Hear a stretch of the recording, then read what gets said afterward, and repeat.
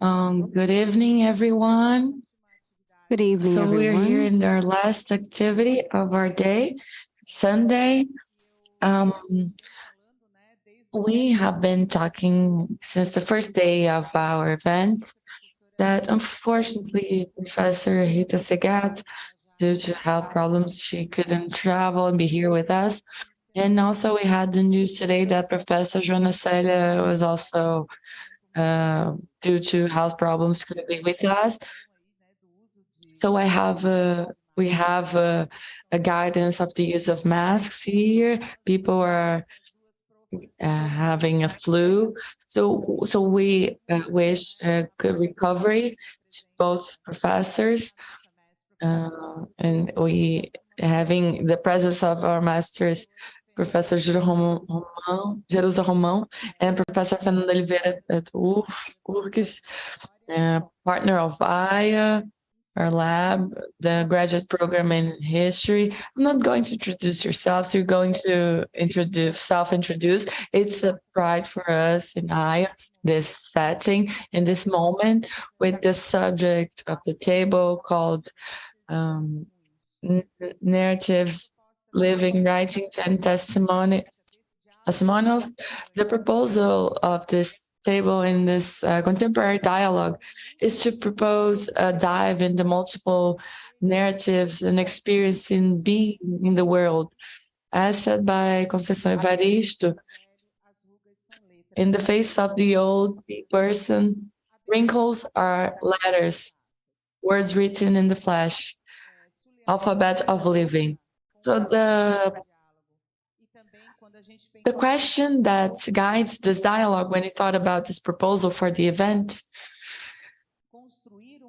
how to build writing based on experiences, existences, and how does it constitute as a testimony, possibility of building history. So, and guided by Conceição Evaristo, two Black women with their trajectory and their fights, Professor Jeruse, never tiring her, always tied to the social movement. We owe a lot to your work, your commitment, and we have only gratitude towards you. So now I yield the floor to Fernanda and they'll coordinate.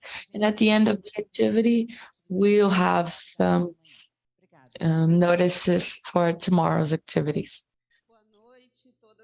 Good evening, everyone.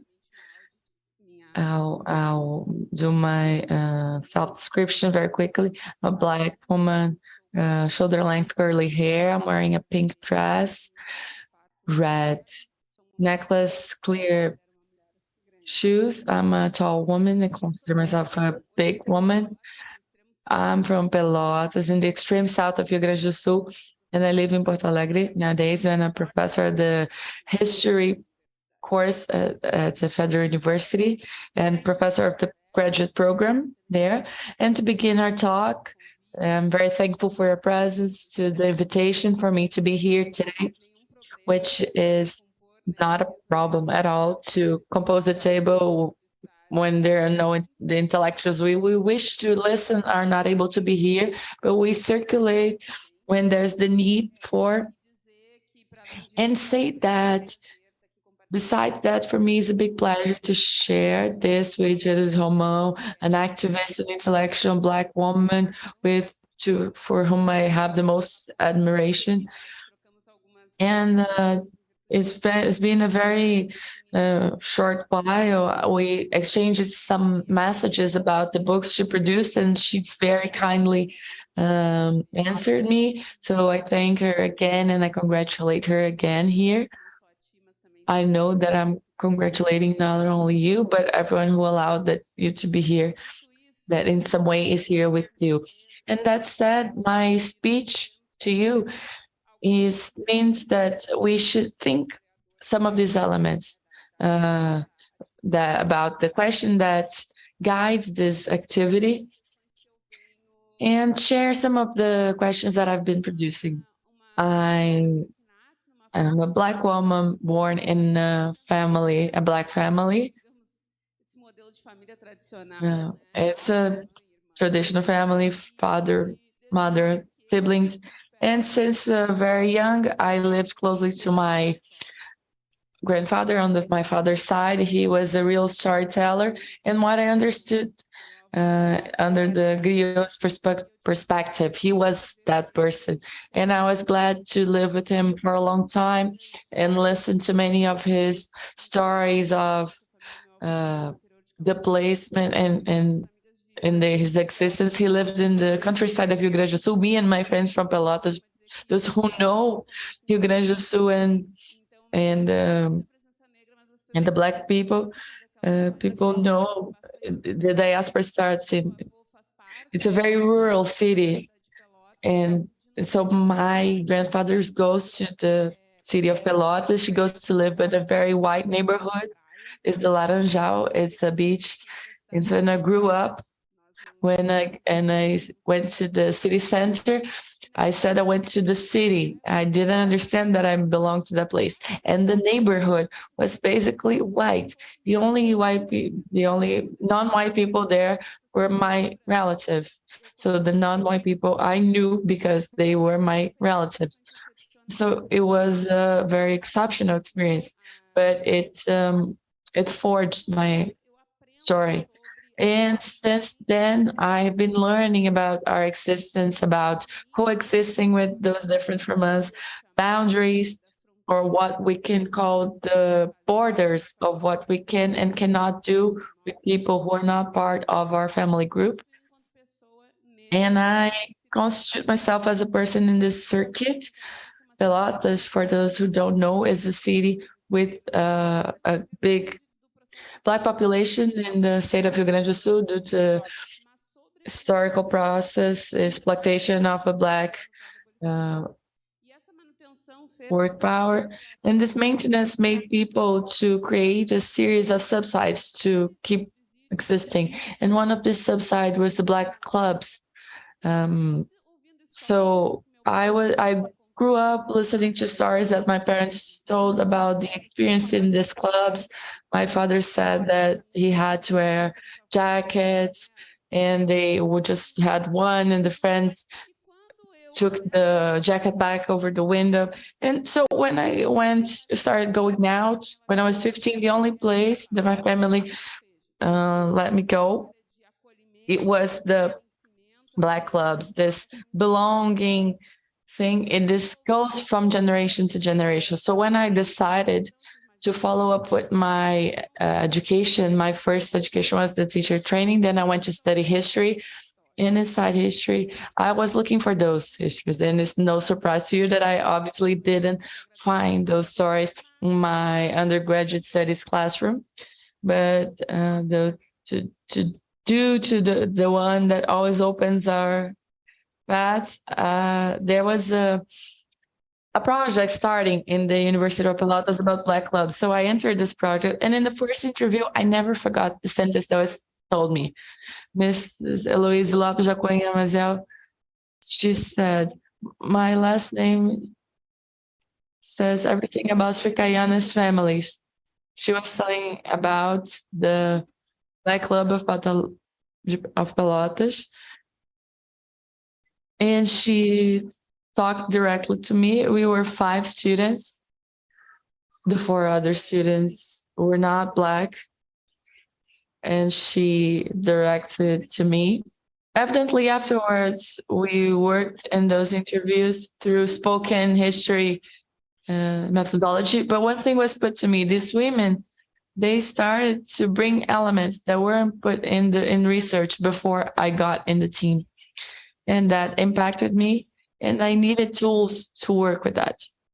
So it was from this place, a Black girl growing up in a place, the Black presence in the city, but not my neighborhood, and that goes study history, influenced by her grandfather, that I started forging myself. And that's what I wanted to share with you. To do that, I decided to some points for us to discuss. The first one, the most extensive one, is about the epistemes that guide us in this work with memory, history, and testimonials. I come from a field of Brazilian historiography called the Histories of Post-Abolitionism. It's relatively new. It comes in the in the first 21st century, and it's marked by the presence of Black historians. And why does it matter? Because for us to make science Black history, and talking a little bit with the boys that were here before me, come from the same territory as me, they talked about the Black history, the story that history doesn't tell. And this became more common to us since the carnival, the Mangueira, but it's a story that we have known for a while. And to make Black history, we necessarily need to, because I made my research topic and my existence in university a space of a dialogue space from Black social movements, plural movements, and Black women's movements. But how to dialogue from so many places of an existence that is transgressive is where I was forged, inside this place that imprisons us, looking for these other epistemes. So for starters, I work and develop my research to dialogue with subjects of history and not objects of history. And it is very interesting when we start to unravel a new world of knowledge, because this world of Black intellectuality exists, and for a long time, it was just denied to us. So there is a text by Eduardo de Oliveira from 1977 called Ethnicity and Intellectual Commitment. And he already calls the attention for us about the key of decolonization. He says, it is necessary to decolonize the production of knowledge. This was in 1977. And he is concerned with that around a social science that directed to the Black population that wants to deconstruct the perspective of the Black person as a problem. And they may understand how he was transformed into a problem by Brazilian society, by the state, by the intellectual society of Brazil. So if we get close to these thoughts, to these theoretical bodies that come from an existence, we can find elements for a new history production. And how is this possible? Who subject as Eduardo de Oliveira, who took as guidance, in which place in the collective movements? And this is one of the points I'd like to highlight in my speech. I believe that to decolonize thought, to be together in a counter-colonial fight, according to the teachings of our master Nego Bispo this morning, we need to be anchored in this perspective that is actually capable of putting some boundaries, important boundaries for us to think around these subjects of history. So I understand these spaces for Black commuting in the state of Pelotas, and then the state of Rio Grande do Sul, and then crosses the border to Uruguay, like enter places like possibilities of Black existence. And what is the impact of this in the traditional Brazilian historiography? When it got texts from the end of the 20th century or beginning of the 21st century, they talked about the space only as reproduction of whiteness to follow the structure of society, as if Black people were not part of the society. Just starting there, if they want to be a part of the society, implies that they're not part of it. So if I look at those places and understand them as traditional spaces, because they are so in the urban area, another way to organize this Black population. So look at these spaces, but how can I take this look? Because I saw that in social movements, the Black clubs were not separated from the social movements. They were key for the existence of the Black social movement. And I may even say that in the 20th century, the first half of it, they were the main organizations, including Brazilian Black Front, the Reunion of Men of Color. They come from leaderships of these spaces. They are generational breaks, disputes in the spaces, but these were the spaces that existed.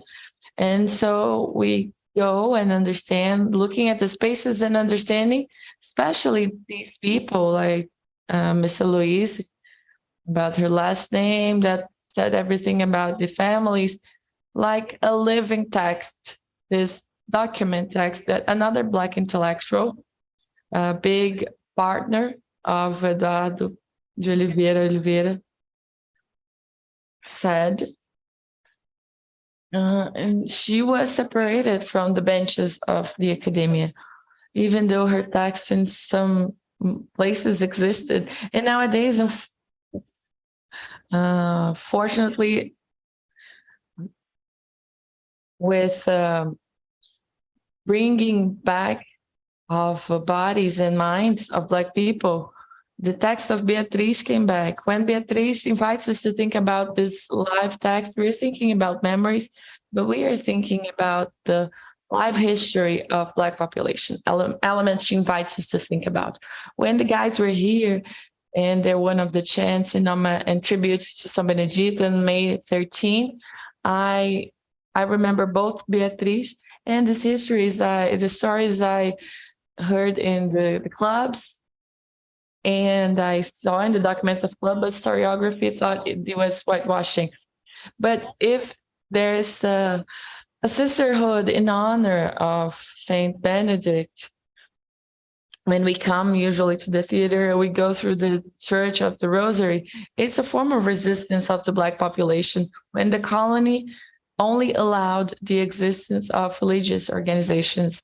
That's why in the 17th, 18th, 19th century, we don't find other ways of organization legalized, systematically legalized, because the colony didn't allow it. There's not that there weren't candomblé houses. It's just, it has to do with legalization, modernity. That's why there was sisterhoods. But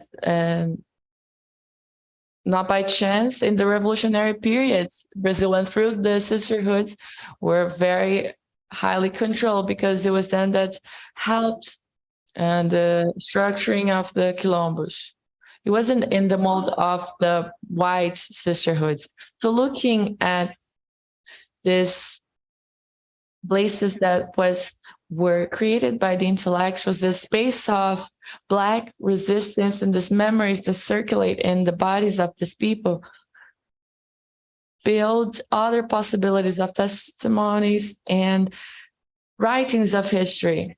We are able necessarily to realize how this spaces has rivaled with the codes established. We start from our family histories, but looking at these places that we research, they are new researches that we can do from these new epistemological places and from a dialogue, especially with memory. And here I'd like to call your attention to the fact that we won't be able to work in these spaces only through the existing methodologies, which are white, that just talk about the limit event of Holocaust, especially who work with memory knows what I'm saying. We work with spoken history, but sometimes spoken history is not enough because it was thought with the event limit and not the founding event of slavery and our resistance, our maintenance in the post-abolitionism.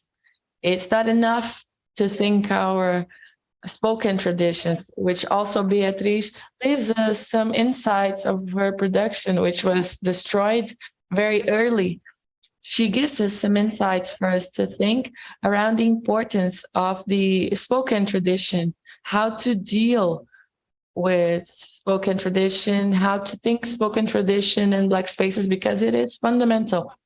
And when we go to this point, we get close and understand perfectly how Conceição Evaristo, she got this perspective of live-in writing, because their perspectives, these experiences that are always collective.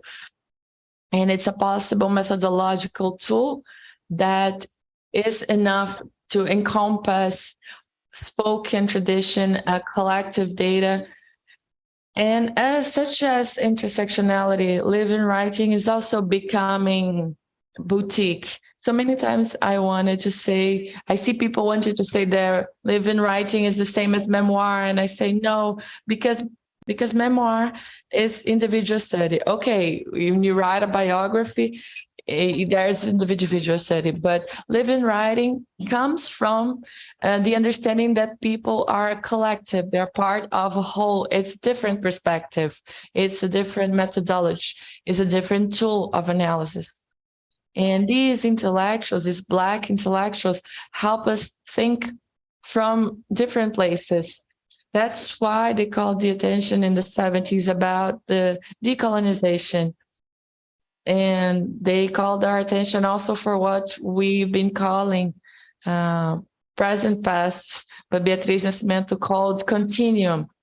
That was in the past, but it still happens in our present. When we look at the clubs, the experience of Black press that was very strong in the extreme south of Rio Grande do Sul, and not by nothing, Pelotas has the Black journal with bigger longevity in Brazil. Now it's available for research online. It circulated between 1907 and 1975 with very short interruptions.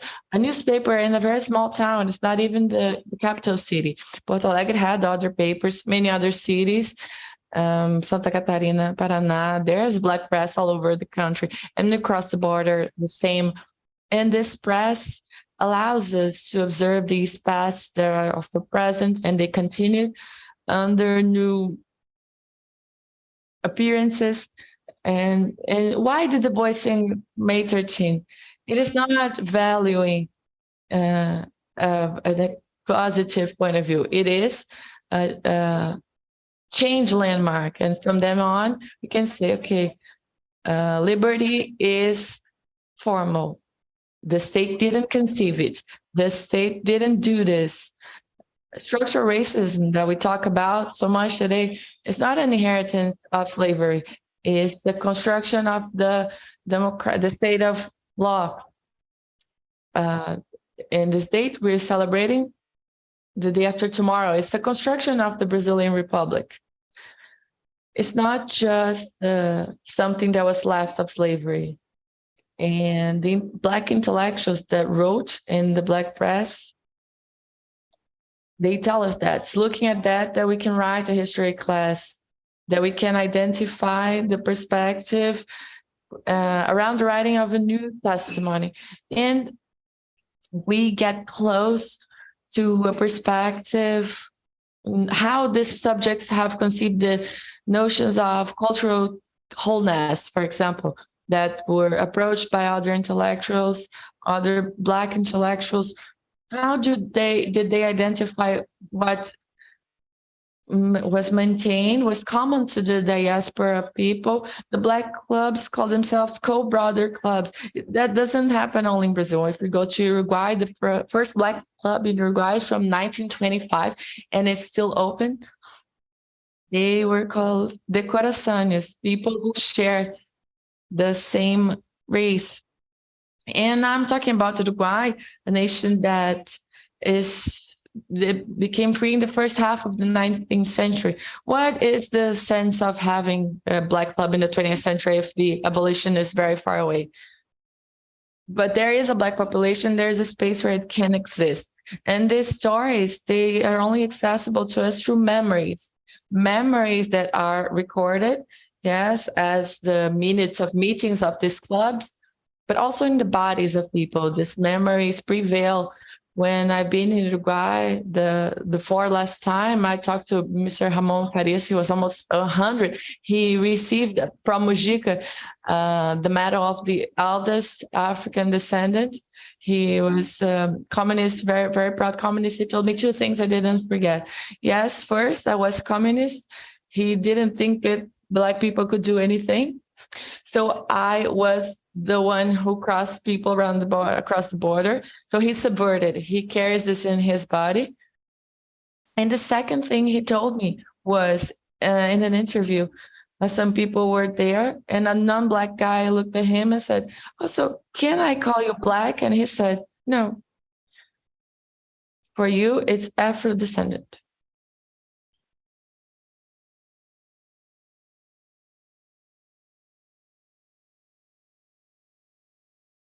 These matters we access and we find force to share during this time based on the dialogue.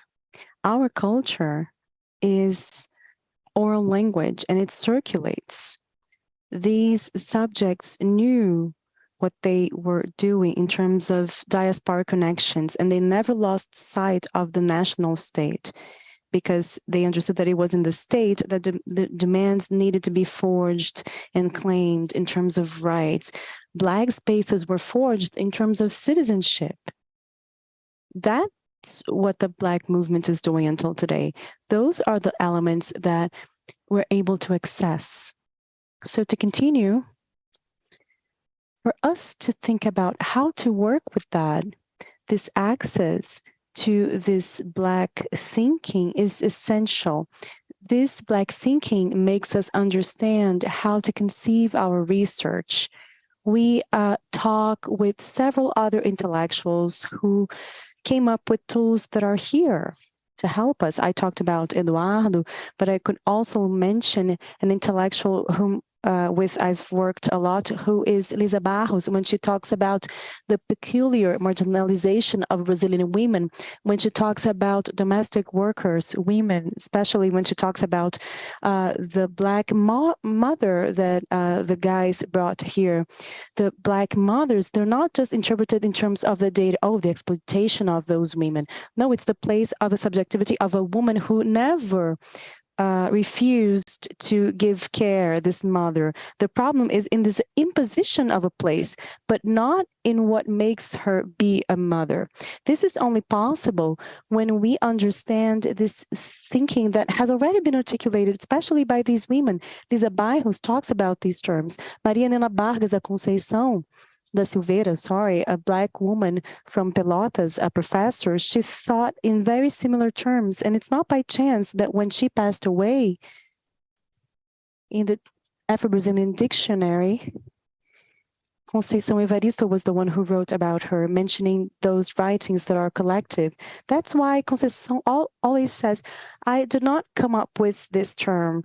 It was assigned to me because she's part of a group of people who write like this. If we get Antônio Márcio, if we get Aldrin Lopes, if we get Maizé, if we get several Black women from the diaspora, we're going to find the terms. If we get Virginia Pitts de Salles, one of the first Black writers from Uruguay, and we can see this because those are traces of Black women who were committed to social movements and who shared this emancipation process. And this data is essential when we're going to do our research, working with history, with memory, with testimonies. So to look at that is essential because these intellectuals and Eduardo himself already drew our attention in 1977 about this test, which is essential to come up with new techniques to work.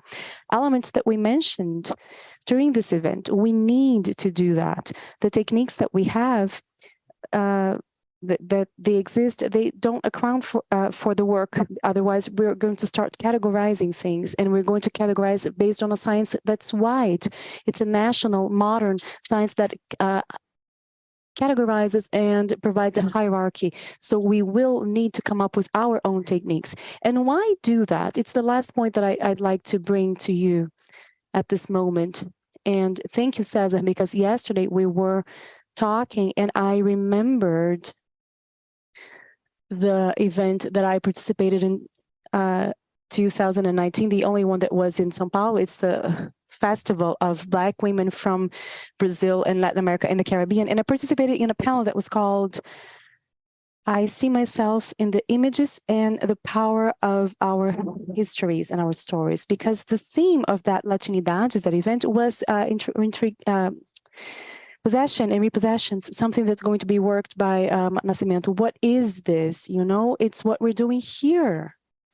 It's this dispute of content, of other ways of looking at the content to understand the tradition of Mate 13, so present in the quilombos and in the candomblé houses. They help us tell the same story, but from a point of view that is entirely different. This is reclaiming possession. It's a dispute of syllabus, is of saying, yes, the law has to be applied in the syllabus and in the courses that educate teachers.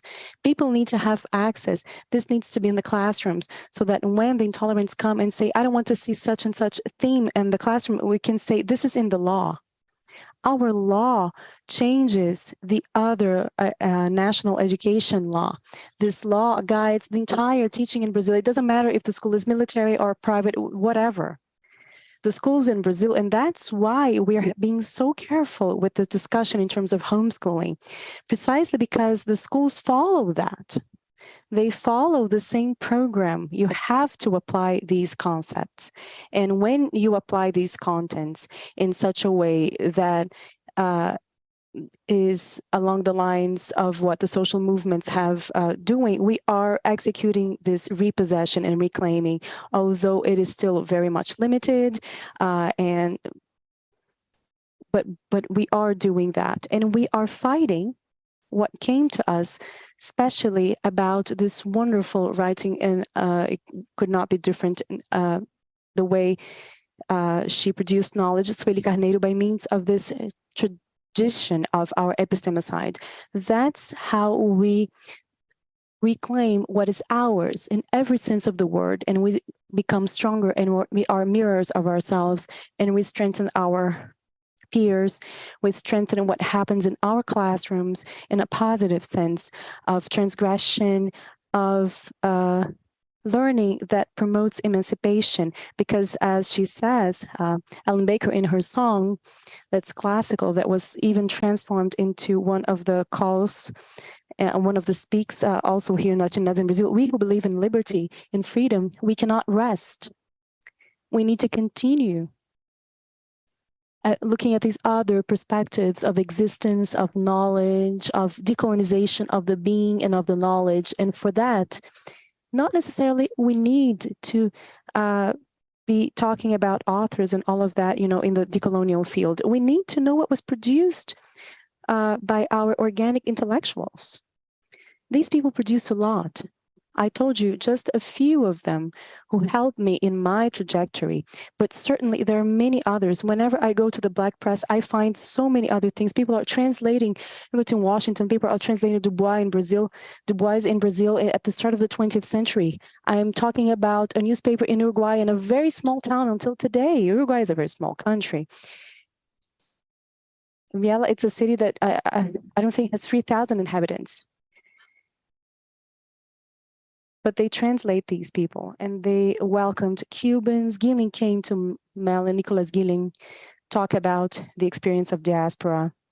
These subjects across the borders, the notion of transmigration that Beatriz called us to think is in the body of these subjects. That's why, you know, the power of this, when we have a science with Black people, what Eduardo also called us to think, not a science to or about. It's a science with. So I stop here and I pass the floor to Jeruse so that we can continue to talk. Thank you so much for your attention.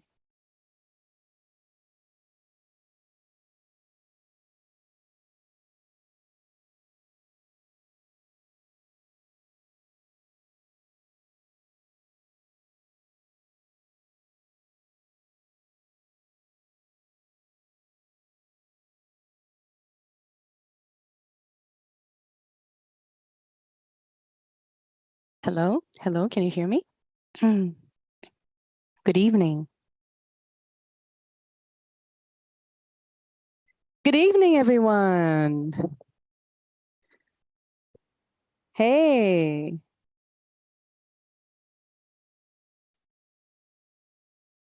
Good evening. I'm going to describe myself very briefly. As Fernando Fanon said, who's there, right? I'll start by greeting all the children. I'm a Black woman with a red hair. I am a Black woman from Santa Catarina. I was born in Florianópolis, 1960. I am the daughter of a teacher who was a daughter of a person who washed clothes, and she was one of the characters of Maria Helena's book. And the daughter of a military from the military police. And this is a relationship that I have with military police because my dad was also a musician. He played for the band of the military police. And I was born here. And I have worked for the past 38 years as an activism in an anti-racist activism in Florianópolis and Santa Catarina and in other regions. And in 1988, I started my master's in education from the Federal University of Santa Catarina. I was the first Black person to do a master's degree in the Federal University of Santa Catarina. And my purpose was to study the educational character in the experimental theater for Black people. At that place, there was something that made me very much restless, especially someone called Ironides Rodrigues. Ironides Rodrigues was someone who transformed my life because he was there conducting a Black school to face first of all, illiteracy, and then talking to Rita de Souza, com Leia Garcia, Robes Pitis, Haroldo Costas. They told me that they wanted people for drama, but they realized that they did not know how to read, and they needed to read the texts of the theater. And there was something there that made me come very much closer to my mother, who was a teacher, a professor, a Black woman, who was also a professor at night in this night course at the end of the 60s and 70s. And she came down from the hill, this relationship of going up and down of this hill. And she crossed this space here so that she could teach in Lauro Miro School, beside the school Nossa Senhora do Rosário dos Homens Pretos. At that time, there was no problem with safety, but there was a moral code that was very strong for women who walked at night alone. And we're talking about a time in which the place that they occupied as Black professors, that was very little, very restricted, this space. And so I decided to bring my mother together with me. So when I was 9 years old, when she was teaching literacy for adults, teaching them how to read and write, she set me down on the chair to do my homework. And after I did my homework, I did the same thing that she did, which was to take people's hands and move their hands to do the letters, which was how we taught people how to read and write at the time. So I have a memory of the hands, usually of a white hand most of the times, and my small Black hand holding the pencil. So my perspective of education is based on my mother. And afterwards, I was found with her in this Ironides Rodrigues. I am a pedagogue, and I like history, and I like anthropology, and I have an absurd connection with politics. You see, I worked in the government to be an advisor in Santa Catarina in the Labor Party, a place that I have, which is very special, the care for this path, because it was in these spaces that I was able to translate a few wishes from the Black movement from Santa Catarina when we were working with public policies. The escrevivência, this play on words in Portuguese, that means approximately writing narratives and depositions. It comes from not only one place. To be a political being in Santa Catarina, I was thinking about that. It reminds me to think about a few days ago when I was thinking about this panel, and I was thinking, how are we going to be on this day? We will be hopeful or hopeless? I was scared, you know?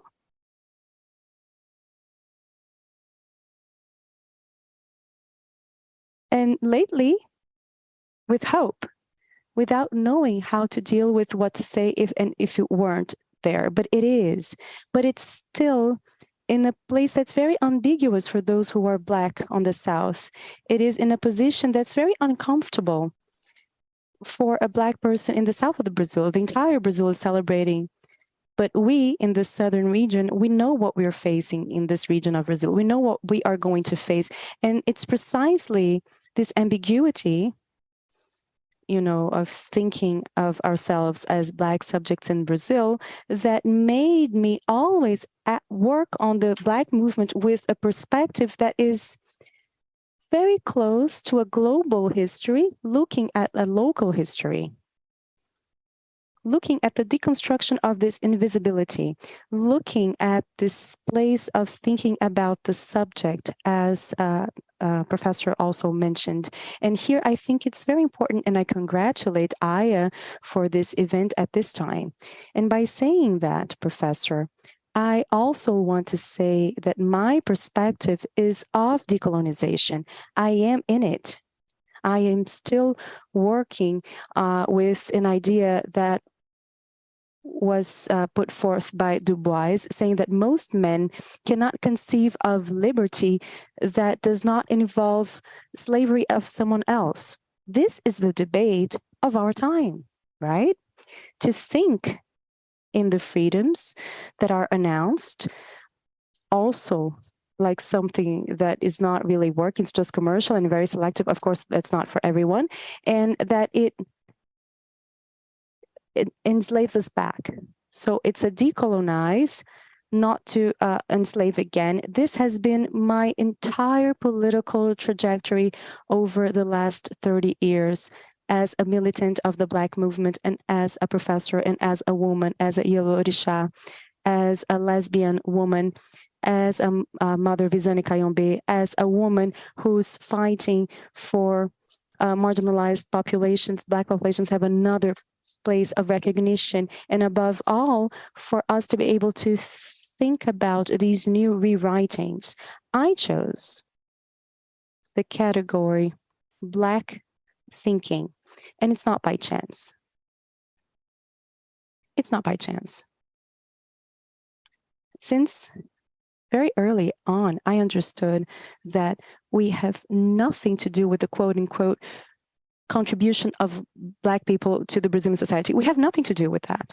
We have nothing to do with, quote unquote, the contribution of Black people to the society of Santa Catarina. Recently, when launching the biography of Deputy Antonieta de Barros, the first woman representative in the government of the Southern region and the first Black deputy of Brazil, I faced with amazing pride the certainty that we don't have to think about any contribution, because you imagine the first deputy of this state in this region is a Black woman. She did not contribute. She opened this door. She opened this place. She opened this path, but she's still invisible in the sense that the intellectuality of the land does not understand the place that understands for other women in politics, white women in politics. Of course, that thinking about the Black thought, I am from a generation of the Black movement that read Senghor, Meirelles, Samora Machel, Amilcar Cabral, Miriam Makeba, and Chivo Bico.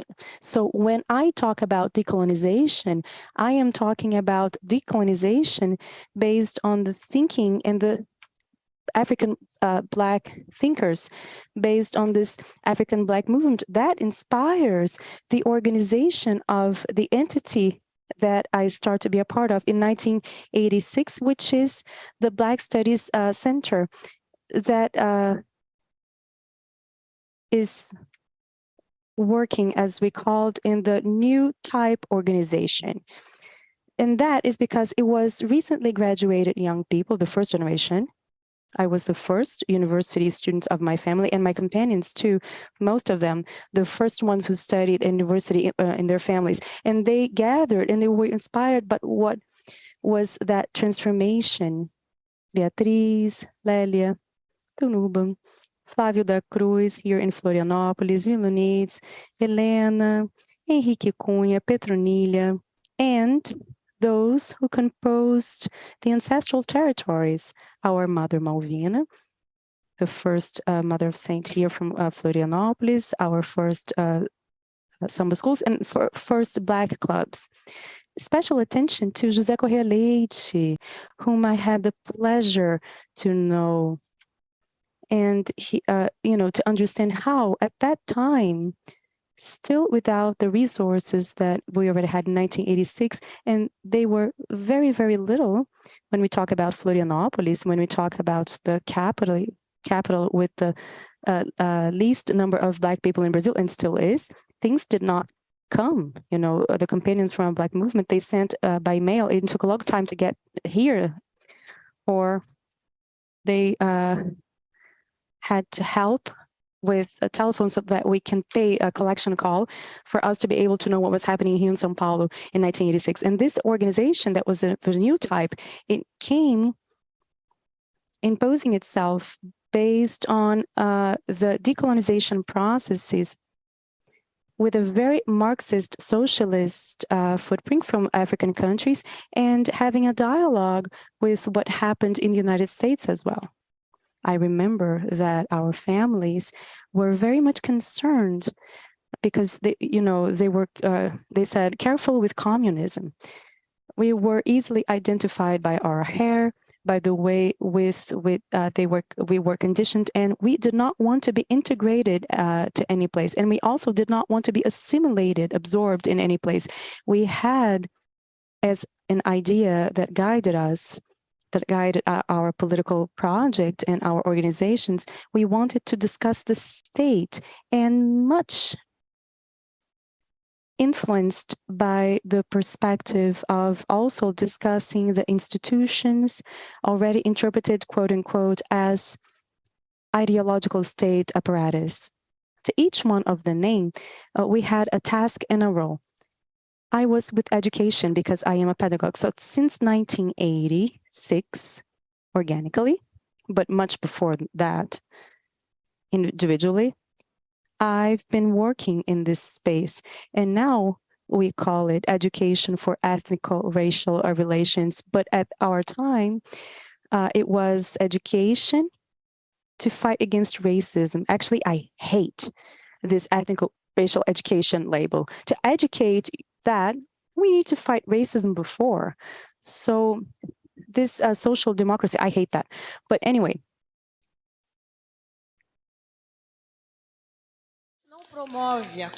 We don't promote it, we fight against it.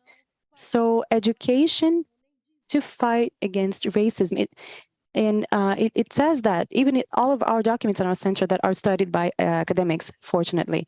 So we used to print in print on education, this that Professor Patricia already mentioned, which is facing the syllabus. We talk very little about this in the Black movement, but we already had this discussion, and it is in newspapers because our center has a copy of this Afro education, and it has part called Black Thinking in Education, which is one of the most cited in Brazil in the 1990s. And we already had this idea of discussing the syllabus, a syllabus as an ideological space, a syllabus as a manifest of whiteness and Eurocentrism and white centrism. We understood that the students, we never spoke so much about life since that time of this African civilizatory values that they needed to be considered in another way and in another place. Ana Célia Silva, for example, from Bahia, she wrote about didactic books. I was the girl of the group, made by Henrique Cunha, Vera Triunfo, Ana Célia Silva, Luiz Alberto de Oliveira Gonçalves, Helena Teodora, among others. I was the girl of the group, the youngest. And Ana Célia wrote about racism in didactic books. I remember that in the meeting, she called us and she said, "Show me the text." And Ana Célia started the text by saying, if they make, I unmake.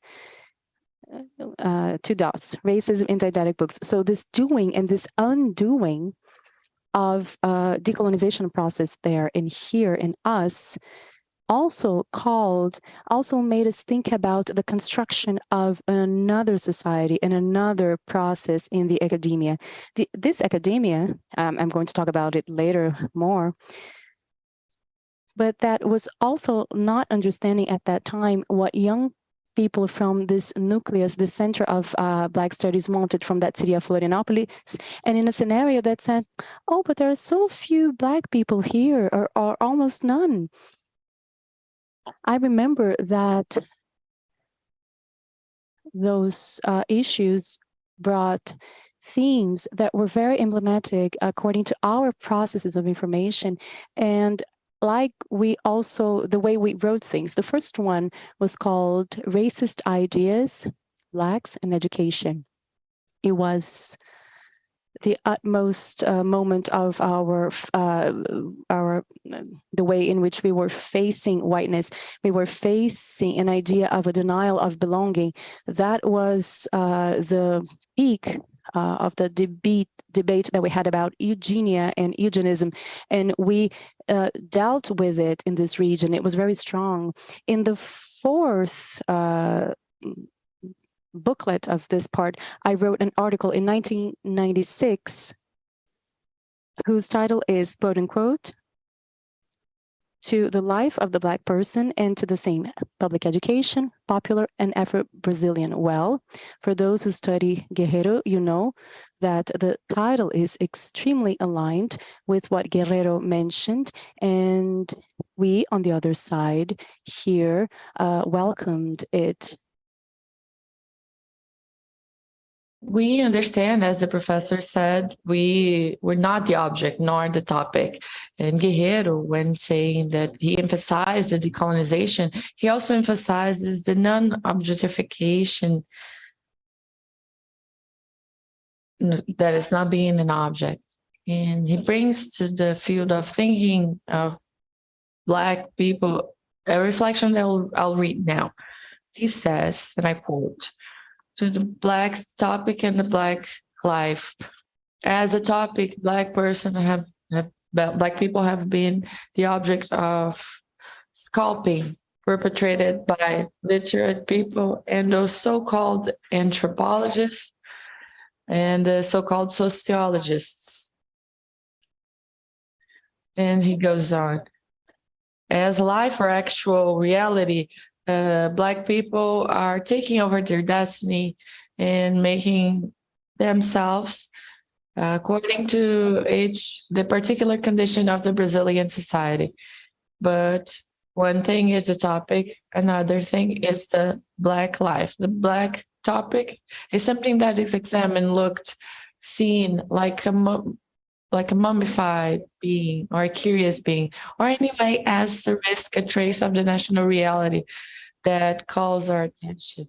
Guerreiro then has given us the baton, and we follow deconstructing this idea in the academia, comparing the organization of the Center for Black Studies in the State University of Santa Catarina, which I'm also a founding member, and saying that that was a place for Black people as subjects They were going to think about their histories, decolonized, and as said by Professor Raquel de Oliveira, they will have their curriculum vitae, not something that show their education, but their trajectory of life and the trajectory of their referential landmarks.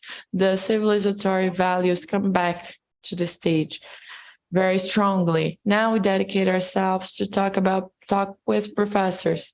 We have dedicated in the last 25 years in Santa Catarina. I've participated in teacher training in 35 institutions in the municipality in all states of Brazil, all capital cities of Brazil, in 325 municipalities, having amounted about 35,000 professors educated in the perspective that we are bringing. So that is the colonization of the syllabus and the construction of a more equal situation with atonement, acknowledgement, and institutional decolonization. From then on, we have compared crossings. One of them is the concept of time. Time is an orisha, blessed energy, and time is also one of the spaces, in which we have to dedicate, especially. We have a time to teach as teachers, and Paulo Freire says that this time does not end. And so says Luis Rodrigues. It says there's no time ending to teach, there's no time ending to learn. And our children, our youngsters, our academics, many times they have gotten sick, but in unsafe situations in this academic universe, exactly because one of the civilizatory values most dear to our existence, the time, hasn't been articulated with what is the so-called decolonial or decolonizer. It's not articulated with the so-called liberating. The professor has brought this discussion, has said that our methods have to be revisited, considered in our pedagogies as well.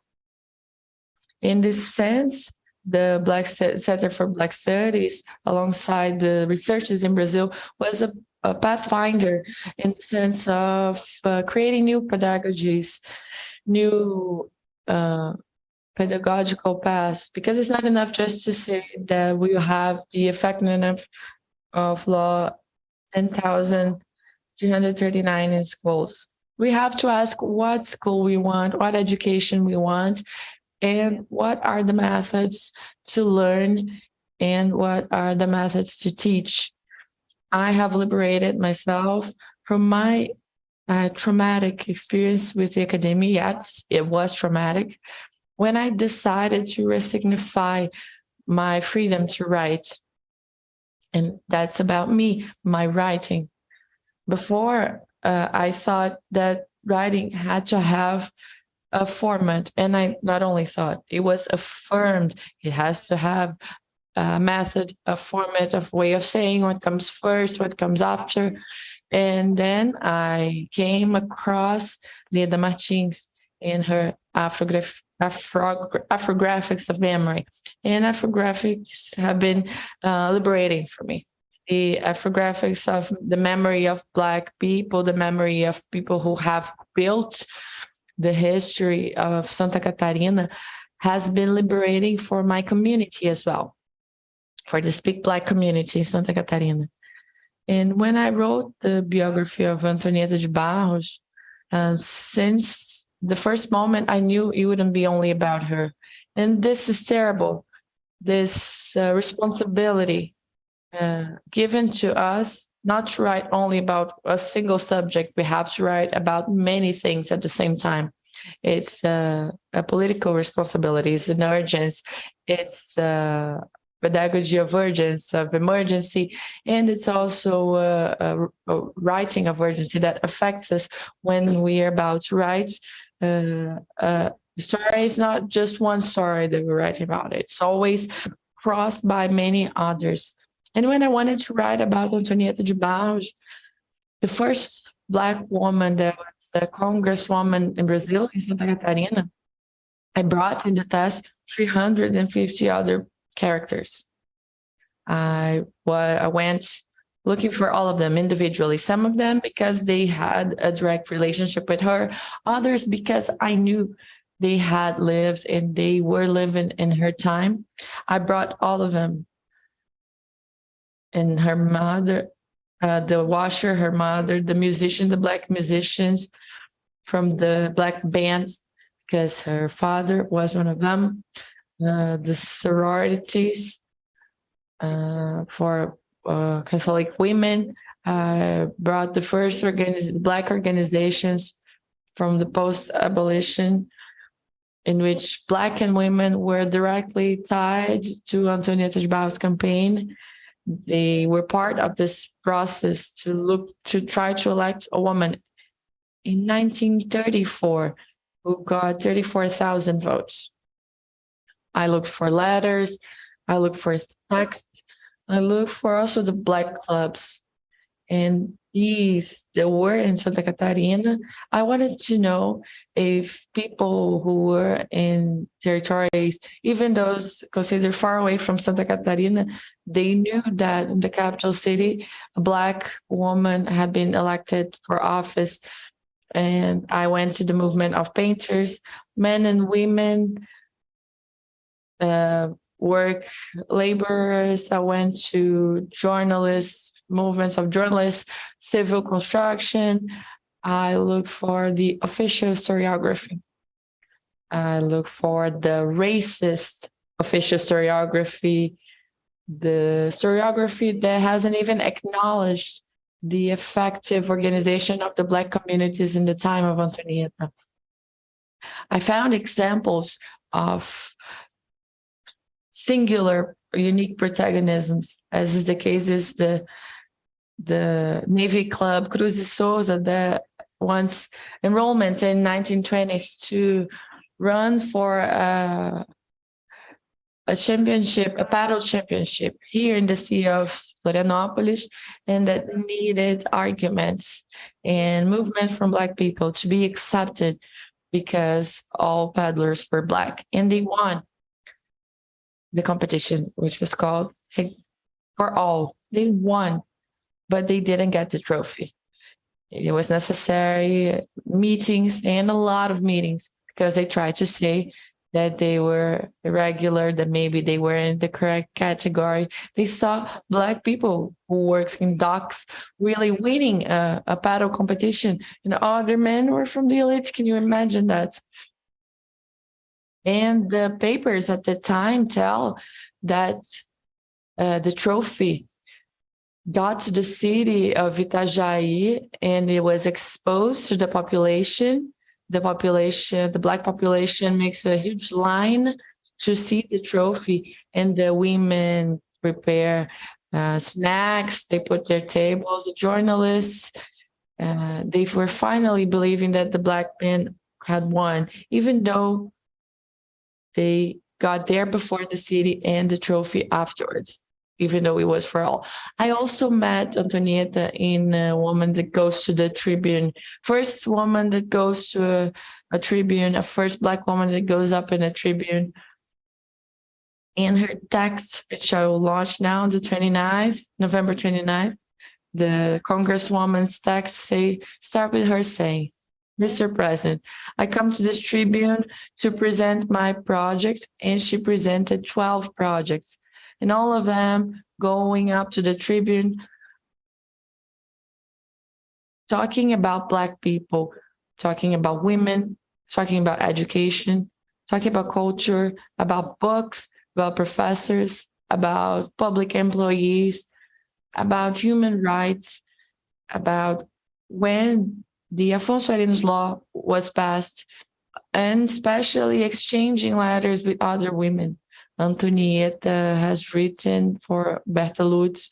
Berta Lutz wrote back to Antonieta. And in these letters, I saw texts of other professors, women, children, and that after the book was launched, contact me and said, Professor, you mentioned my grandmother in the book. Professor, you mentioned my great-grandfather in the book.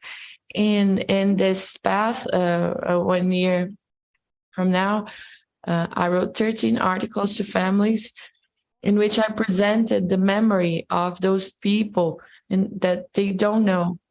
For example, Epaminondas Vicente de Carvalho, the founder of the Black Club, December 25, and here in the neighborhood, he was a man of civil construction. He was a union worker, friend of Antonietta, partner of fights. He was a friend in her in the movement against the illiteracy. He organized events in clubs and spaces, and even in religious spaces.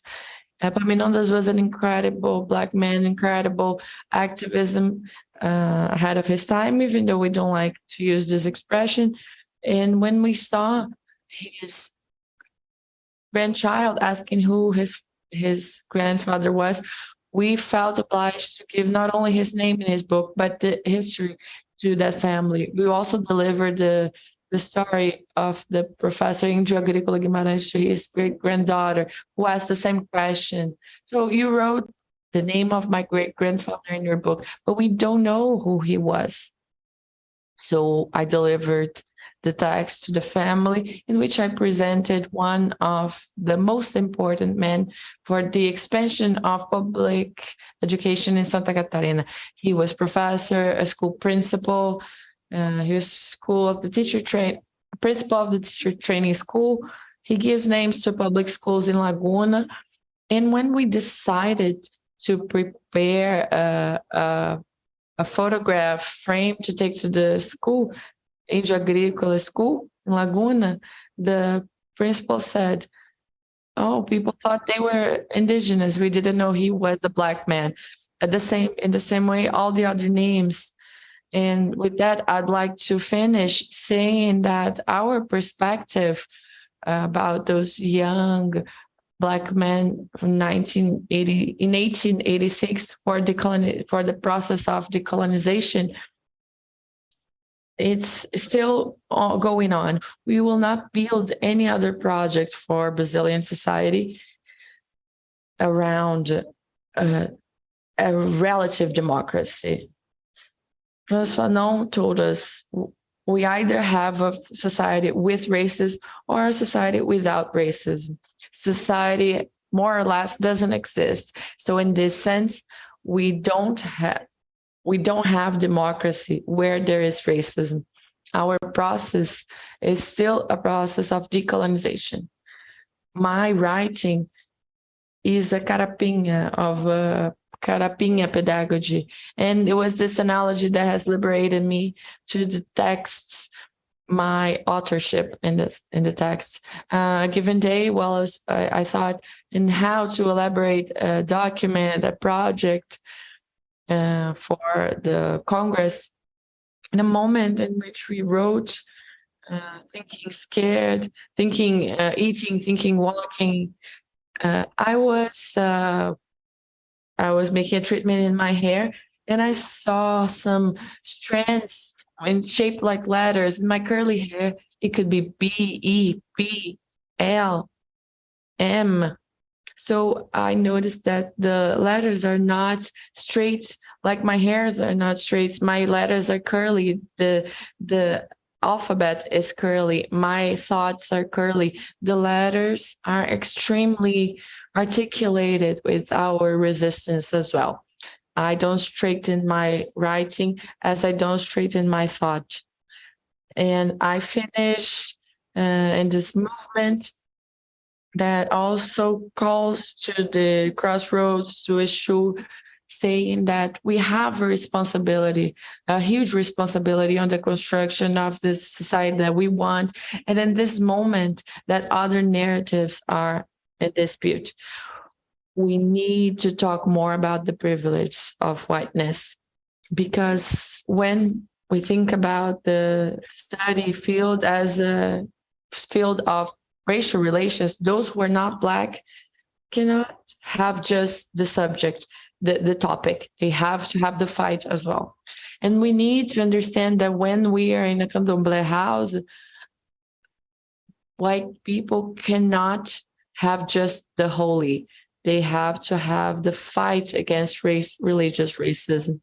When we are in public institutions, taking places of representations of Black matters, white people also have to deconstruct institutional racism.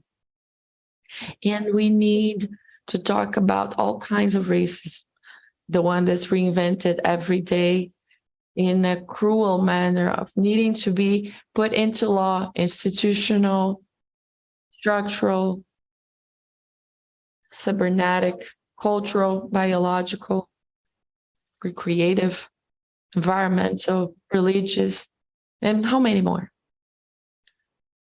So I finished by saying that we have important paths ahead of us, but as it was said by Mr. Tranca-Rua at the book, Cidinha Silva's book, let's not mistake and let's not get lost. He said, path is one thing and road is a different thing.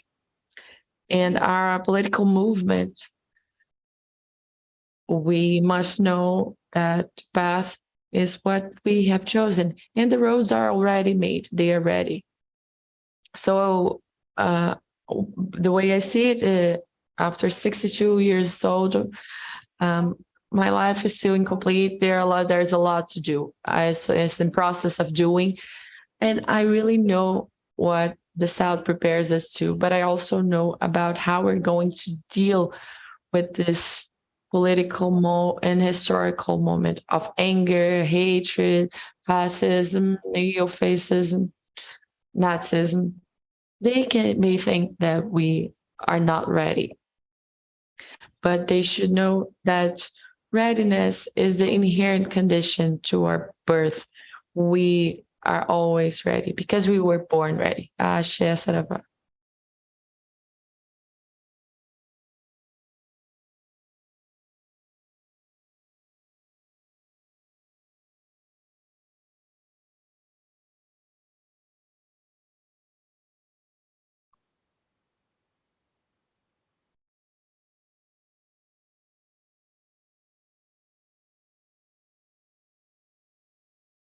Well, guys, now we go back to you. We have a few minutes, about 10 minutes. But we can subvert it a little bit. So if you have any questions, comments, please feel free. We just ask you to come to the microphone. Due to the transmission, those who are at home will be able to listen to you. Otherwise, it would only be us. Okay?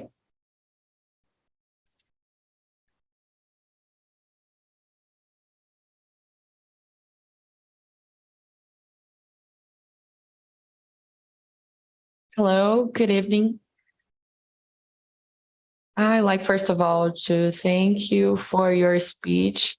I was breathless with the sand. Professor Fernandez almost always to follow you. I brought my notes here, not get too long. It's a question and a comment as well.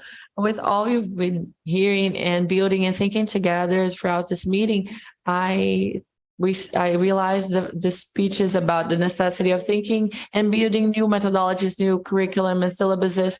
I'm a master's candidate of psychology in the Federal University of Rio Grande do Sul. I'm talking with other students, and we always bump into the methodology matters when we go to construct the space. So I wanted to know from you what you see as professors about these exchanges and these obstacles.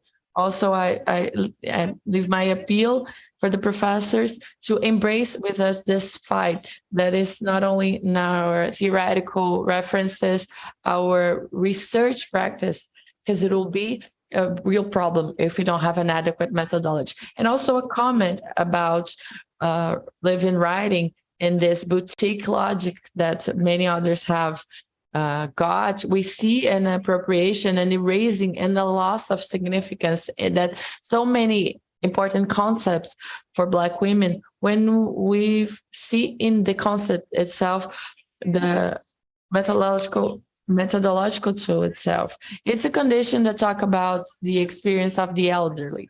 So I'd like to comment that about what you brought, reinforcing the importance of taking care with the tools when you can choose it. Now, good is also decolonial, also disruptive. But if I'm not a Black woman, can I use live-in writing in my research? So this is my comment, and I'd like to thank you again. Okay, thank you very much. Anyone else? Okay.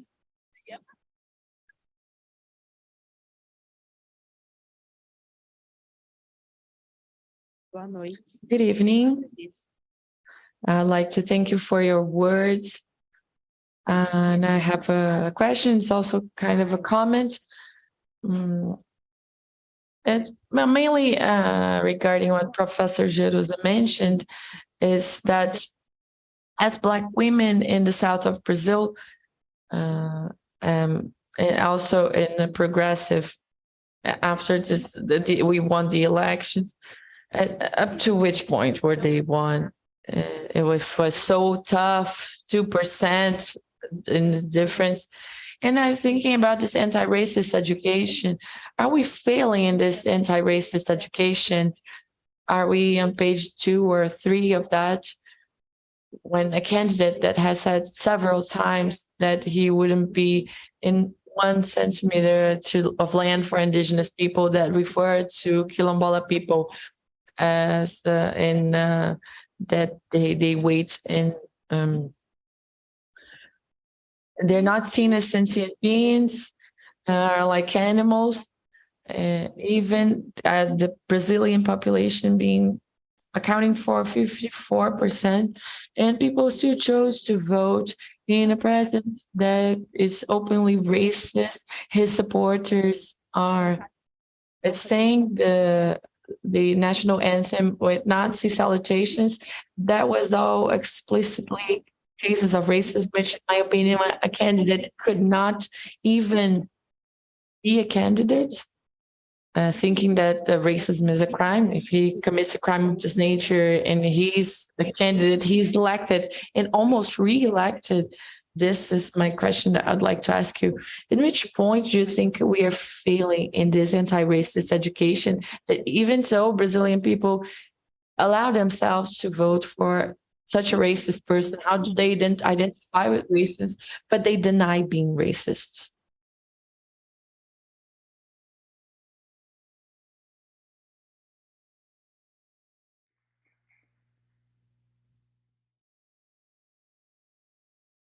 Hello, good evening, everyone.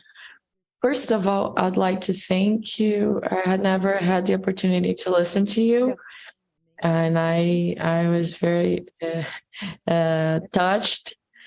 First of all, thank you very much. I'm a historian. I still work in this area as a professor, researcher, and I saw your speeches as having worked with several sources, very rich stories. And I imagine all the classes I missed the opportunity of bringing the sources as powerful sources in the classroom. And bringing a little bit of my question alongside this comment, I thought, same that Fernanda said now, the limits of anti-racist work in the classroom and other movements and actions of life. I thought the professor brought the quote, maybe I'll tattoo it, I'll care for my life, about the road and the path. And yesterday, the speech of the other professors about the coalition of movements, the power of coalition. I like to see that if we could if we could bring what are the boundaries? What should we do? What should we concede to enlarge in these movements and extirpate all these anguishes with racism, LGBT phobia, crime, sexism? This is clearly a crime. But in the structure we live, we cannot end this. There are several failures. So about what you said, Jeruse, Fernanda, okay, please as well, if you can contribute with that. There is this road that is trailed in institutionality, nation, everything, which are laws that we always claim and say, oh, law number X, law anti-racism act, anti-homophobia act. But this is a road, is what the state brought to us as a possibility of intervention. And then you bring the power of past in the newspapers. And what is not the newspaper of the states, the conservative. And I see that we see that all the time. Then you bring other possibilities of his stories. So what do you think that is inconceivable to make in terms of compromise in this moment, that we won a battle maybe, but actually it'll go on for a while, and several enemies thinking about elections. And we have in this state structure and the Senate, Congress, daily relationships, the daily limits, boundaries of coexisting. So what do you think? Thank you very much.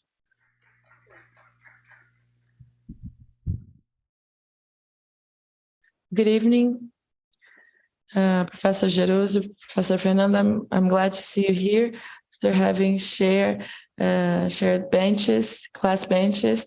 I'm a professor of sociology at UFSC temporarily. So alongside my congratulations, I'd like to thank all the AYA team and also make a request that throughout time, in the near future, we can cross the campus of UFSC.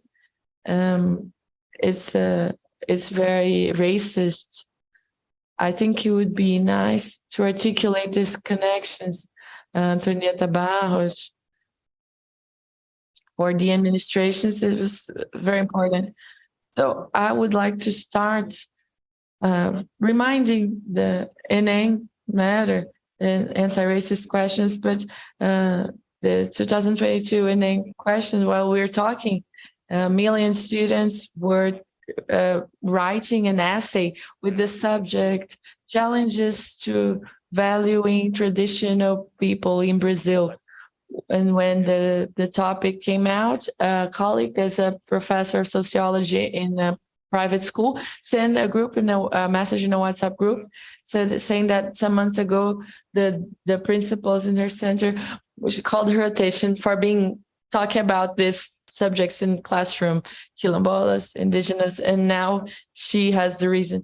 So anyway, about the speech, living writing is a concept that has a lot of presence in social science as a whole, and I like to talk about this subject and self-ethnography about Falola, Professor Falola. I don't know if this is a possible connection about Fernanda. Research about the Black clubs. She was mentioning how it were their fights for citizenship inclusion, and also the quilombos, till which point they can also be considered fights for autonomy than for inclusion, in more quilombism than clubs. I think there are a lot of things, but if you can choose.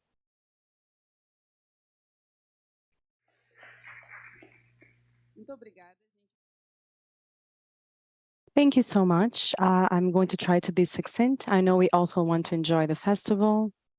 So thank you so much. The questions could be extended. We could have several other panels for us to be able to discuss them. But in any case, I'm going to try to walk through them. So about the methodology that was mentioned by the FRUGS student, it seems to me that, we necessarily face, there's a front Oliveira Silveira, who is a Black intellectual that I like very much, he had a poem called The Wall. I'm not going to be able to tell it now, but he talks about the walls that have been erected and how we need to find, because when you tension it so much, a hole comes up. Academy is a hole. It was not made for us, and that's no news, because those who are there know. So we're there to put tension on it and to put pressure on it. And we necessarily need to understand who our peers are, because the academia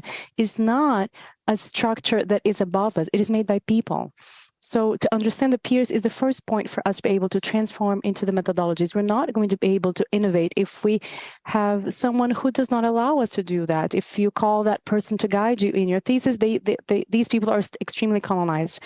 This is what makes our existence in academia much harder and tiresome, because everything needs to be strategically thought of.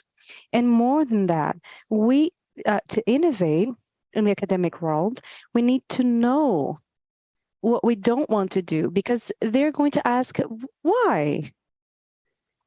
Why didn't you talk to Foucault? I really like the thesis of Swilly because of that, because she starts by saying that why does that that's not enough, but that's what the academic requires of us. So the work is hard. We need to find out what fuels us, because these thinkers are not offered for us. They're not shown. Beatriz Nascimento Nera Gonzalez, they came to the public very few years ago, 2 or 3 years. We did not have access to those texts before. Many of my students, when I talk about the other types of media, they don't even know what I'm talking about. So because we have to go to the library to find them. So we need to think about the peers, the collectives. They're essential. I come from an area that is forged by Black men and women intellectuals, and I'm part of a network of Black historians, men and women. And, this gives us strength, because, many people want to work with that, but they don't know how.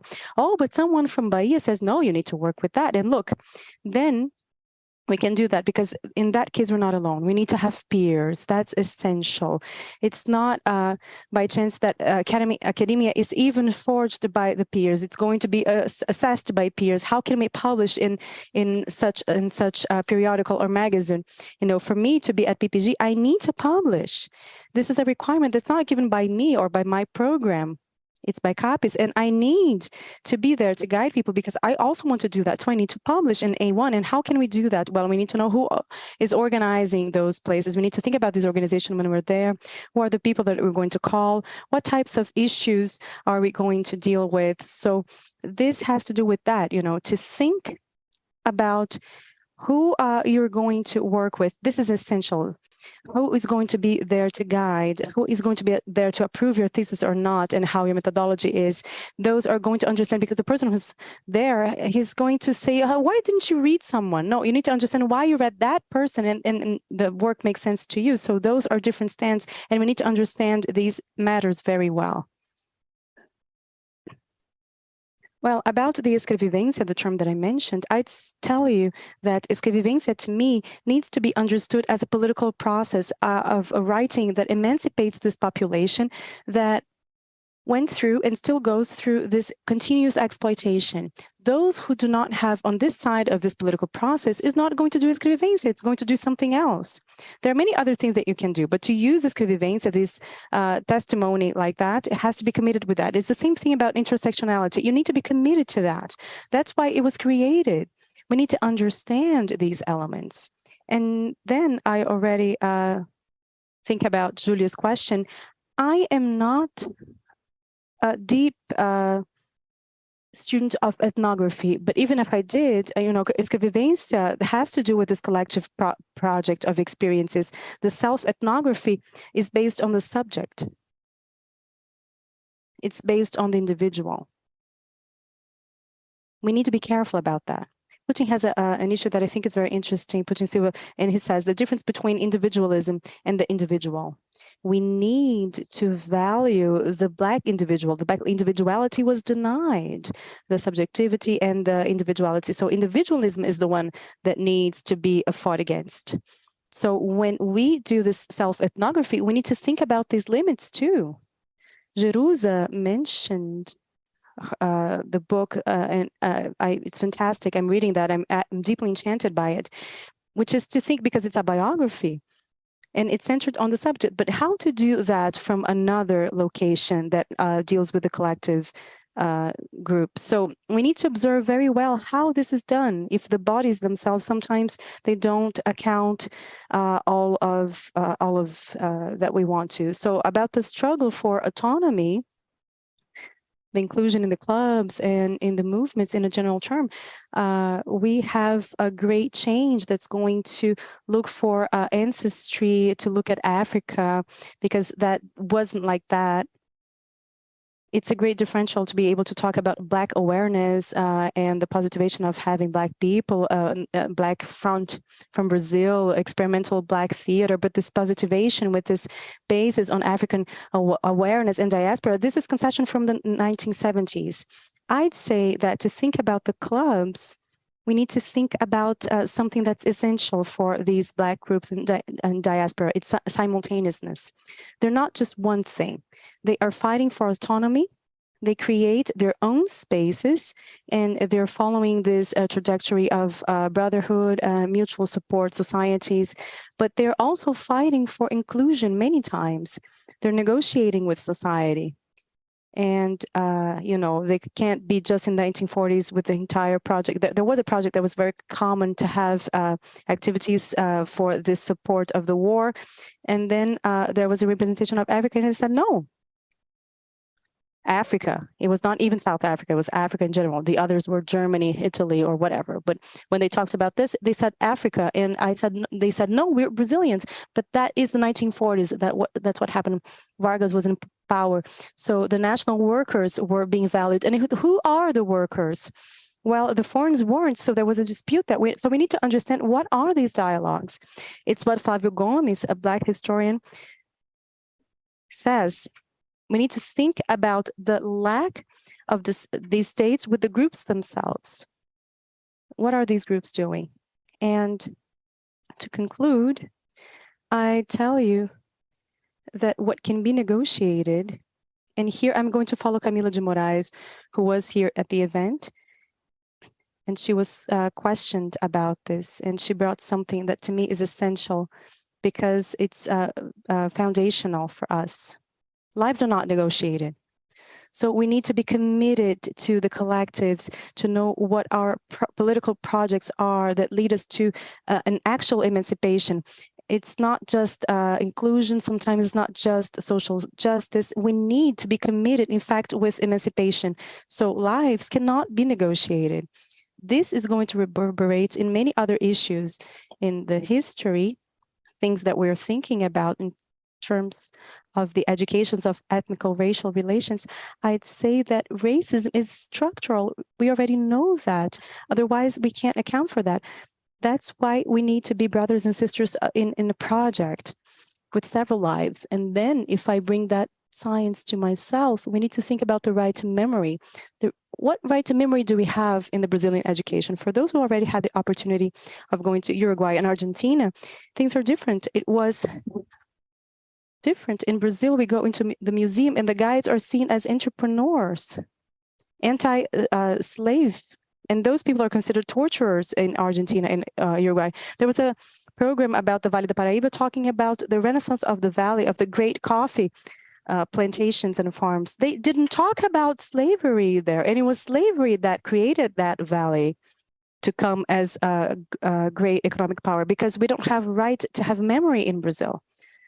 They don't do that for our courses in our education. It's history, journalism, law, medicine, but you don't have the right to a memory in the public history. Now we are occupying these places. If you go to Florianópolis, now we are working to name a place here, to bring Antonieta to this place.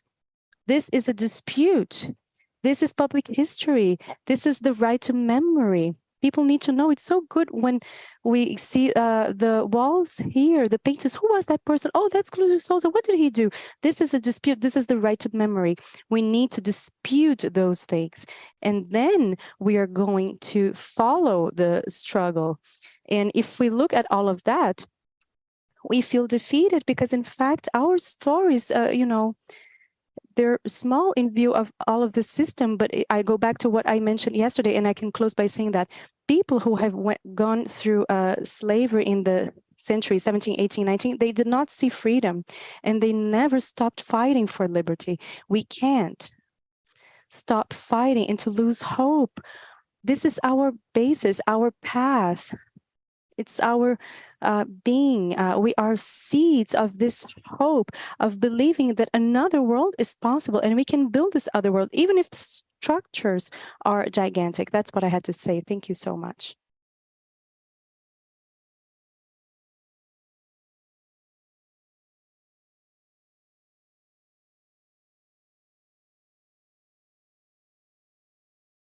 So we are about to close, right? All right. Well, I am going to start with education, anti-racist, right, and the law, and at the same time, connecting this to the debate about the vote, right? Black people having voted in another project. I've seen over the last few years, and we have given the school a part of responsibility, which is not its responsibility. The political education of our people, it's also our task. Of the Black movement and the Black researchers, at least it used to be in our generation. If it weren't, I wouldn't be here now. I did not learn what I know in schools. Your generation already has this possibility. And you can say, oh, I saw that in the anthropology course, I saw that in history minimally, but mine was 0. So it was a political education of the Black movement. And then I miss this today in Brazil as a whole. Of course, we cannot do what does not exist, because time and again, I see scenes that give me hope. But I can say, for example, that in Santa Catarina, I don't contemplate anything in this sense, in terms of taking up the education, political education of our people as a role, because the school is not going to do that. The teachers are still learning how to teach this, which we are proposing now, which is an anti-racist education, an education that fights racism. The law, I participated a lot in the process for the educational guidelines of Brazil. In 2002, I was at the Ministry of Education, in the Ministry of Education in Brazil, in the capital of Brazil. And I remember that in 2002, Lisa Bairros, Petronilia, and I, Ivair, Helena Teodoro, Célia Matoso, we were all in Brasilia. And we wrote one of the texts that went to this transition team. Fernando Henrique Cardoso left, and Lula went up to take office. I see that now on TV, and a film goes by my head. And we used to say at that government, at that structure, that we had consolidated, we would like to keep for the new administration, and what we did not want to keep. So Segato was born out of our program, Unity in Diversity at the Ministry of Education. I was one of the coordinators together with a fantastic team of people from all over Brazil. And for the policies to happen, we also need another thing. Things in Brazil about racial relations, they are still very much centered in Rio, São Paulo, and Bahia. You think and you look at the structure of the Brazilian state, and for the public policies, it's Rio, São Paulo, and Bahia. A little bit to the southeast, right? Someone says a little bit about the north. The south is absolutely invisible by a discourse that is extremely complex, and that even the Black movement believed it, that here we were rich. We were in a rich region of Brazil, the south of Brazil, until Marcelo Paixão, look at the importance of the method, until Marcelo Paixão separated the indicators by states based on an ethnical analysis. And though he said, look, okay, the whites from Santa Catarina, they are with the indicators that are the best. They were even the best in Brazil at that time. But by analyzing the indicators from the Black people, they are just like Piauí, which was the worst, our state in Brazil in the Northeast. So this dynamic of these relationships that we observe now and that I see a lot, it began this transition team and we started to itch, like, okay, but what about the people, that sentence from the revolution. Okay, what about the people then? What about the time in which the Colombo is going to arrive? It seems that it is, but it is in this confirmation that's very much centralized. If they don't look at us, we cannot act. We don't have tools. So what do we need? We need the assurance of the universality. Professor Fernanda already mentioned, and I also bring that because I believe in our possibilities with our belongings, that from north to south, we are very diverse, right? We're very different. So when we think about a method, it has to do with that too. So when I lived in Salvador, I worked, I was a militant, I was born, and so I was born there, I was married there. My perspectives took me to organize the way I presented my thoughts in another way, right? When I am in the South, it's something else. There's no hierarchy of the way we are. It's not about that. It's about coming closer to the subjects, coming closer to the way in which the subjects see themselves, and also learn from that. Because the method is a very, it's a matter that's very much racist, because it only presumes the method of European schools in Brazil.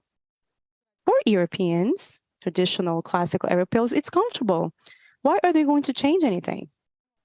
But where are our researchers who study method? Because method, it comes based on research, right? It's not before, it's not outside of it. When you think about the method, you are thinking about research. Well, in Brazil today, we are producing a lot of research. And so I want to know who from this research is presenting some information that enables us to think about methods. I have a group that we started called Afro-Popular School of Political Education that talks about that. So that place over there that was Black, generally for the Blacks, they say, Jeruse, here, we from the movement, we want an education about the history of the Black movement in Brazil. Okay, right. So we identify who would do this education, who would educate. And then we went with a bag for each person. And the more material we took, when it was really far away, and we took essential material that, Jessé participated in this education training. Jessé was a choreographer of the Bolshoi Ballet in Santa Catarina, right? He did the education, the training in this Leonor school. And then he called me, and I perfectly remember that, and I'm getting goosebumps here. He arrived, and I was telling, in Joinville, I was saying, you need to write about a theme. Choose a theme. I want, in the next training, to read something about you, about what you're thinking. And then he came to talk to me. He had a few ideas, And then when he said that he was a choreographer of the Bolshoi Ballet, I said, are there Black people there in the Bolshoi Ballet? Why don't you write about that? And he did. It's the first research in the world talking about Black people in the Bolshoi Ballet. If you want to know about method, you have to talk to him. That's how you do things, right? He is in his doctoral degree now. He's a professor of the Federal University of Paraná, but his political education was Afro-popular. And no one can take that away from us, right, Gisele? Just like we have two other companions who were also down the same road, Felipe and Henrique, and more. On the 19th, they are going to launch a book called The Black People of Joinville. It's 20 articles. It was not understood in certain times of the training, the rigidity of the method. It was not understood. The rigidity, the academic rigidity was not understood. To think about the construction of the text, but we said to them the whole time, the text and the method are you. Giselle showed the defense of his masters with performance, right? The performance. And now he also brings this, and he wrote about this. That's method, right? It's method. And so what I want to say to close is, first of all, that place that's innovative, which was the experimental Black theater that offered us a method, it did, right? Of course it did. There was a narrative, a dispute that was very important, that seems to start with something like, it's nothing like that, because our class was not, a full. So they said, they began because there were white people in the drama, and they were painted as Black people. That was theory. No, that was the strategy of the discourse. It was not because of that. That was the strategy. The essays were nothing more, nothing less than in the National Union of Students. Oh, come on. Right? The rehearsals were there. Haroldo Costa was from the student movement at that time. So when you read the newspaper, the Quilombo from the Black experimental theater, and you see the irony, and it's Rodrigues translating Sartre or translating French philosophers in Africa, you know that it was not because they had the faces painted as Black, It was not just that. So when you see a Guiomard, a Black attorney from the experimental Black theater in 1947 discussing races in didactic books, it was not just about that. And when you see the association of domestic workers from the Black experimental theater organized politically as a category and also as a place in that education, it was not just because they wanted to do theater. It was a social construction led by Abdias, by the warrior Ramos. Let us read the sociodrama from Guerreiro Ramos. It's method. He's telling to the Brazilian sociology, hey, stop this, bottled thing from North America. We are Latin. Our sociology needs to have our face. It needs to be like us.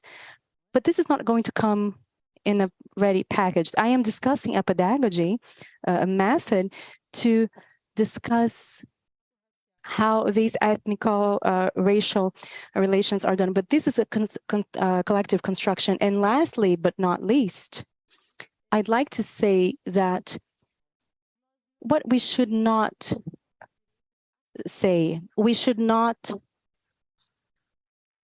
waive the right to the city. This is something that we do not discuss. Anything that we want to think of in life, we need to think about the right to the city, the right to the town. There's no other way to think.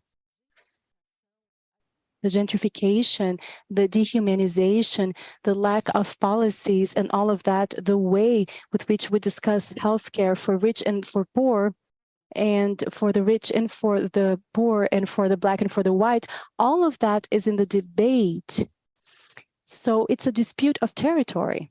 It's not possible that in a city that has a place that, they call themselves the island of magic, and in those rich neighborhoods, water is never scarce. But in the favelas, they said during the pandemic, they asked for people to wash their hands, and there was no water in those places. So it's not possible. The city is political. You walk downtown Florianópolis and you don't see the Black population. And then you get to Carnival of Florianópolis and you say, what is this city? Is it that Florianópolis?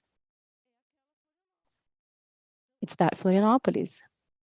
So the dispute requires an environmental pact, an agreement that ensures our civilizatory values. You know, the master plan of Florianópolis is racist, it's excluding, and we don't want to talk about that. We want to put pedagogy on it, the history, all of the sciences, so that we can indeed build another project and that it can go and think about Black territories as if they were territories apart from others. And no, they are in the city, and we will live in the city always with it. So I want to say that, to close, that the institutionality of the law is an accomplishment of ours. It's a fight of the Black movement in education. And I want to ask a lot of attention, that you look at it with attention, the history of Black movement in Brazil, because it's not just any story. So we saw that a lot. Bell Hooks admired this movement. Angela Davis admired this because after the abolition, education is one of the strategic parts of our organization. And women were the main characters. They were important in this. And when we silence the protagonism of the movement of education and fight against racism in Brazil to the detriment of the other areas that are being projected as the fancy, excellent areas, because, you know, human sciences, you know, the pedagogues are just down below, we forget the important protagonism of the movement of education. It is said, it's common sense, that no one in any area exists without going through a teacher. And I say more, there is no one in any academic area, no Black person, men and women, woman, without the activism of the Black movement for education in Brazil. Thank you. Thank you so much.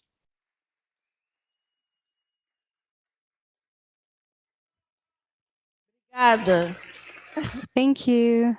Eu sei que ela já tem, mas é simbólico. I know that she already has that, but it's a symbolism.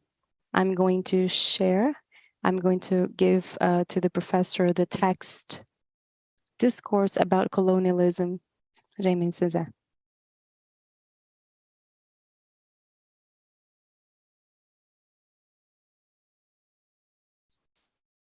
Well, yesterday I said, and I can repeat, I could live by doing activities like this one. It's wonderful. We share thoughts, we grow up. So again, congratulations to the entire team. Sorry about the time, but the discussions are urgent. They require that. So thank you so much. I'm going to pass the floor to Tatiana so that she can make the final announcement so that we can go to our festivals. Thank you once again. I'd just like to thank the ION Lab, especially for the invitation and for the care by Professor Claudia and the entire team of AIA for what they are, and the care for my young son mother, that may she still strengthen us. We have a project there, which is the memory of religion of the people here from Santa Catarina. And I invited myself and they accepted. And so now I'm also part of the group